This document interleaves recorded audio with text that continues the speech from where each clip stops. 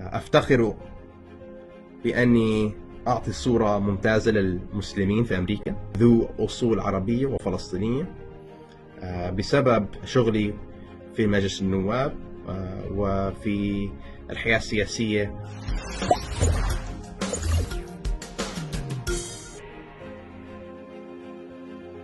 أنا اسمي إبراهيم سميرة، نائب عن منطقة شمال فرجينيا في محيط عاصمة أمريكا واشنطن دي سي. أنا مواليد شيكاغو لكن تربيت في عمان، أصلي من القدس، والدتي من بلدة القديمة أصلها ووالدي أيضا.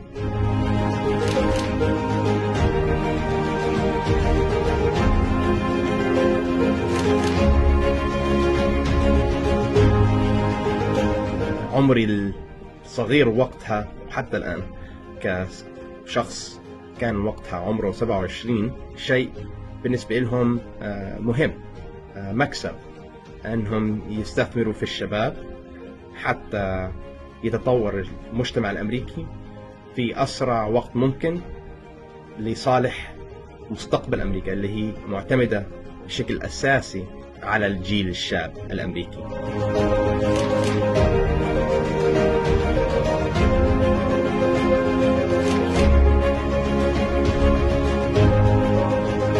تحديات تواجهني دائما أيضا بسبب أنني مسلم عربي فلسطيني، شخص منغمس بأشغال عامة لأمريكا لمصلحة الأمريكان. هذه شيء لا يريدها أعدائنا.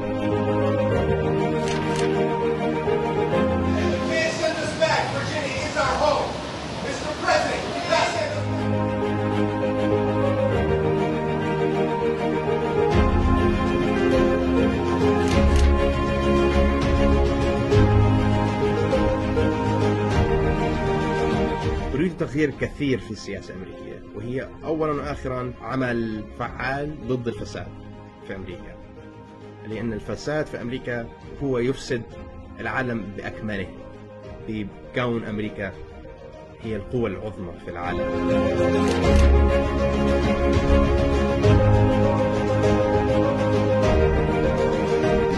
من أكثر القضايا الفساد هي قضية دعم الحكومة الأمريكية جميع الجهات السياسية جمهوريين وديمقراطيين للاحتلال الإسرائيلي بطرق مختلفة. ما يقارب 4 مليار دولار سنويا يذهب للشعب الإسرائيلي. كثير من المال يذهب لدعم القوة العسكرية الإسرائيلية، وهذا الشيء جدا فاسد للشعب الأمريكي.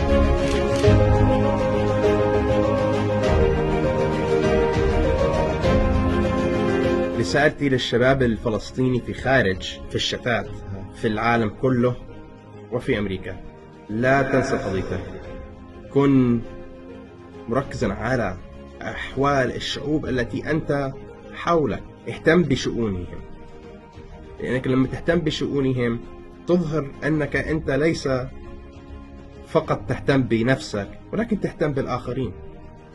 فهذه قضية مهمة جدا بالنسبة للعالم كله، لأننا بإمكاننا أن نظهر للعالم أنها أيضا قضيتهم ضد الفساد داخل دولهم وشعوبهم.